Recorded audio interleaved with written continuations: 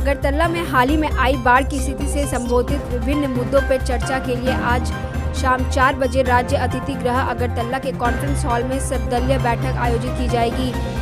मुख्यमंत्री मानिक साहा बैठक की अध्यक्षता करेंगे।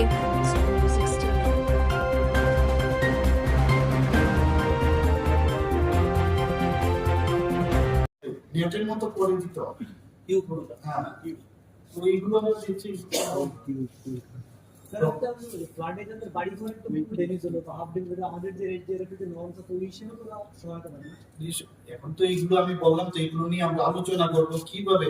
আমি ইভেন কিছু জায়গায় আমি যখন গেলাম সেখানে পশুগুলো আমি দেখলাম, যারা লাইফ স্টক গুলো আছে তাদেরও আমি কালকে বললাম যে শুধু মানুষের জন্য আমরা খাবার পৌঁছাচ্ছি, আমাদের তো পৌঁছাতে হবে।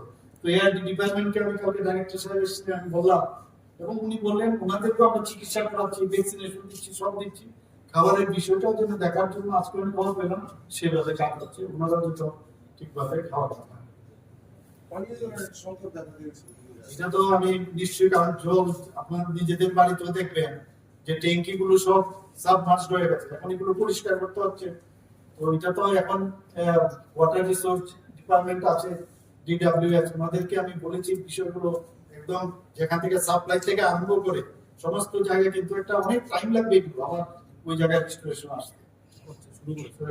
অলরেডি বলা আছে ওদেরকে তো ক্লোরিনেশন করা যা যা দরকার, কিন্তু অনেক জায়গায় তো অলরেডি ঢুকে গেছে। তো এটা একটু টাইম নেবে, এখন অব্দি তো ডায়রিয়া ডিসেন্ট্রি এখনো সেরকম আমরা এদিকে নজর রেখেছি যাতে সেদিকে না যায়।